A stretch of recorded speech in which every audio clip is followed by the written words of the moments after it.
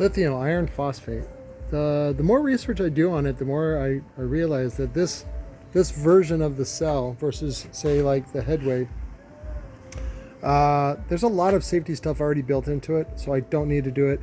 I was going to fuse in between each cell, but that actually does limit a lot of the performance. And it did come with jumpers, and I haven't seen anybody really fuse in between them except for maybe Tesla, and they're using, well, at the time when the videos were coming out, they were using 18650s. They use bigger stuff now, and so they'll actually use bigger tabs in series. What you really want to care about is the parallel fusing, that one.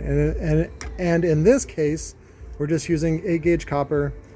This one is 200 amp? 200 amp. But I like this format. I like this format of fuse, which is mini ANL. So what I did was I pulled apart 200 amp fuses, and then I just laminated them together. So in a wire this short, drawing current isn't going to be a big deal. Now where it gets weird is here at the BMS. And again, the more I've been looking at the BMS, the more it's kind of bullshit too. But you know, a lot of people were like, oh, you need this, blah, blah, blah, blah, blah. You don't, but some people want that. And so I said, okay, I can cater to that. And then what this does is it feeds out, or at least monitors, the charge of each cell. And if one cell is lagging, you know, like this is 3 point whatever, it's off by 1/10 of a volt or whatever, it'll give it a little more juice, or it'll just give the other 3 other juice or whatever. It'll monitor that and kind of keep that going. Now in this case, this is the JI Kong, also known as the JK. It has some cool features about with a switch and some other stuff. And what this does is this is based on the negative side. So it has the power negative. Let's show this to you. This was a little confusing. I was like, why is there 2 here? And when you look at them back and forth, they're soldered together. So I'm like, these are in parallel. So what it does is it encourages just double wires. That's all, double 8 gauge. So, but again, that depends on how short the run is and how much current you're going to be drawing through this thing. This thing is rated at 200 amps, and I don't think it's going to be doing any more than 200 amps. If I really wanted to be, OCD, I would use 4 gauge, but I don't. I know that this is just fine, and the whole point is for it to burn up if there is overcurrent. Okay, so again, it's funny how like when you open up Toyota products or even well-engineered products, I used to look at a lot of like semiconductor manufacturing products, things like that, and the wires were not overkill. A lot of that overkill stuff comes from, number 1, OCD, number 2, from tough guys like, Steve Mead. That just, does it hurt? It doesn't hurt, but it's also unneeded. So, can you imagine 0 gauge in here? And I went over this with you guys on the Big 3 video, where you don't need 0 gauge copper for the Big 3. But if you want it, I will sell it to you. Okay, so I wanted to make the video to show you that you don't need it for those that are listening. But if you don't want to listen and you got too much money, I'll take your money. How's that? Again, I try to give you a video to give you a way out to understand this in a technical fashion using your brain and some math, things like that. But if you don't want to do that, that's fine too. I don't give a shit. I have not hooked this up. This is going to be the negative return.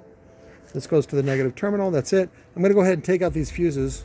The more I was trying to calculate it, I was like, well, it depends on your use. It depends on what you're going for.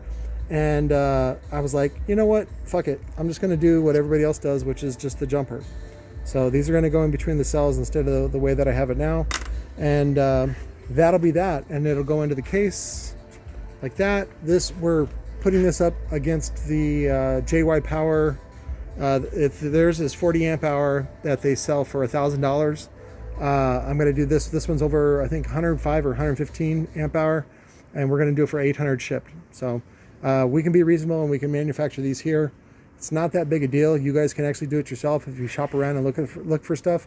I wanted to see what it would look like if I was able to put this all in one small package. Again, this would, and now I don't recommend doing what do they call it, a battery swap or a lithium swap or all that kind of stuff. Because a lot of people live in cold climates, and this stuff does not work great in cold climates. Here in Arizona, it's not a big deal. I could do a battery swap on this, but I think our cost on it is right around, I think, $500. And I don't want to put a $500 battery in the back of my Toyota. I want to put like a $40 battery in the back of my Toyota, because that's all it needs. Again, you guys have this OCD stuff about not having enough and not being enough, and I think that's why a lot of guys end up compensating and doing, you know, big massive audio systems, you know, to show off to the world. But anyways, I will always do the video to let you off the hook so that you don't feel that pressure. It's usually peer pressure, and it's usually some douchebag like Bassaholic or somebody like that, Bassaholic Designs, whatever his name is, some douchebag from Sundown that sells Sundown or whatever, that will push you into using, oh, you got to use 0 gauge copper everywhere.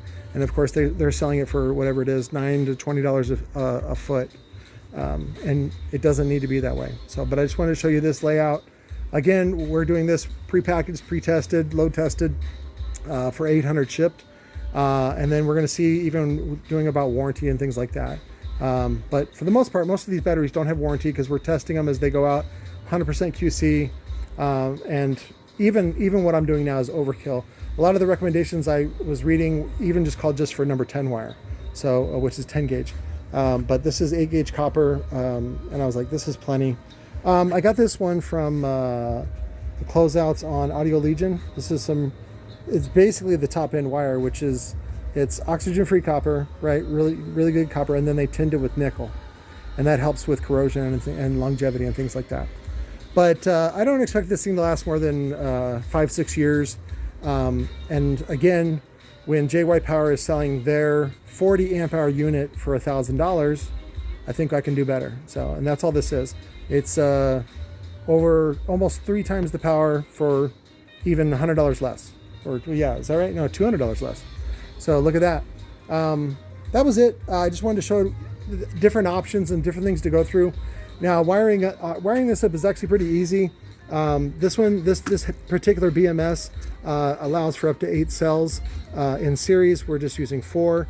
So what I did was I went ahead and capped those off so they don't touch anything, and then we tie wrapped it so it's good to go. I think this is actually, you can do it like a digital monitor and a bunch of other stuff, and there's a switch. We're not going to do any of that. It's all going to be just analog and control. You're going to use it just like you would a regular battery in your audio system. We will do the cute little, you know, handles and things like that, even though it's actually not that heavy. But this is a lot more compact than this beast, and we can still do these if you want. Same price on these, 800 shipped. These happen to be 128 amp hour, and again, I think these, I'm going to go conservative and say these are 105 amp hour. As far as watts goes, somebody was asking me about that. You don't really want to rate it for watts, just because amp hour is actually the better way to rate it, because it's even let's say this is good for 10,000 watts, over how much time? You see, that's why amp hour is a better rating. Will it do 10,000 watts? Sure. For what? A couple seconds, 30 seconds, 20 seconds. So whenever you see a battery that's rated for watts, I don't want to say run away, but I would definitely say do your math on that one, because typically, like we've seen in the car audio amplifier market, they'll just rate it for whatever they want, whatever sells it. And typically, if you're going to buy that, don't spend a lot. I don't want to say don't buy it, because like I like Boss. But I had an argument with a guy, his name was Edgar, probably had the Edgar haircut. He was asking about the dual amp, this one.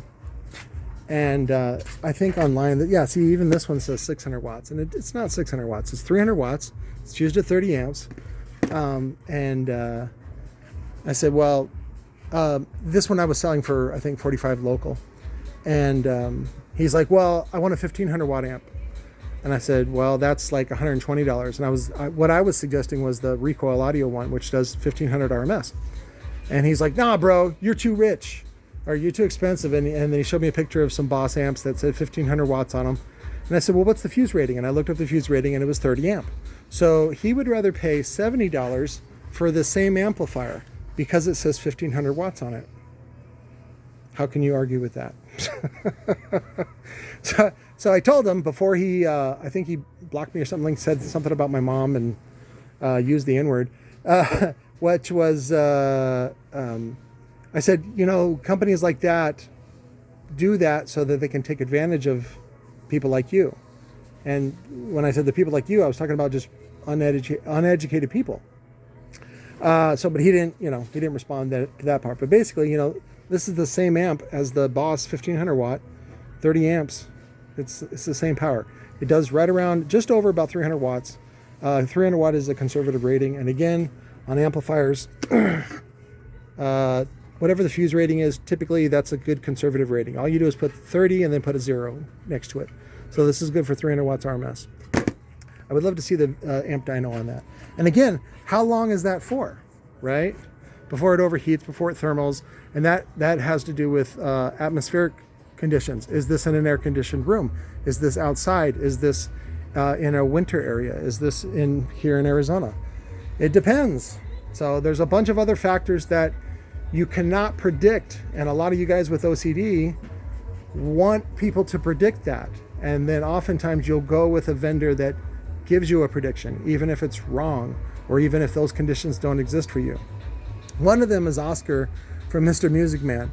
So he was selling 4 of these, just 4 cells in series for $269. So I disagreed with that. That's only 8 amp hour. But then he made a claim on there that, hey, you can start a car with this. And I'm sure if you start like a little engine, like a 4-cylinder Toyota on the first try with it, sure, all it needed was 8 amp hour. And that's fine. And that, again, is this 8 amp hour constant? Is this surge? You know, like how much current did it actually put out during the surge? And it ends up equaling a lot of math and temperature stuff, temperature related stuff. Like these will do really well, but again, how quickly are they dissipating the heat? How, are they dealing with the heat? Is the ambient temperature already, like in Arizona, inside of a car, it's totally within the realm of 160 Fahrenheit to 180 Fahrenheit inside of your car in the middle of July or August. That is quite common. That's why a lot of people, like I was doing an install yesterday, and it was an older guy, and he had CDs in his car. I was like, you're not from here, are you? Like nobody in Arizona carries CDs in their car because they melt. So, but again, that's just a common thing here in Arizona, and you know, this is the area that we're in, and these are the kinds of things that we deal with. So, did you want to be on camera? No, that's a no? Okay. All right, I'm going to wrap this up. I love you guys. I will talk to you later. If you have any more questions, this is YouTube's. Let me see. All right, love you guys. Talk to you later.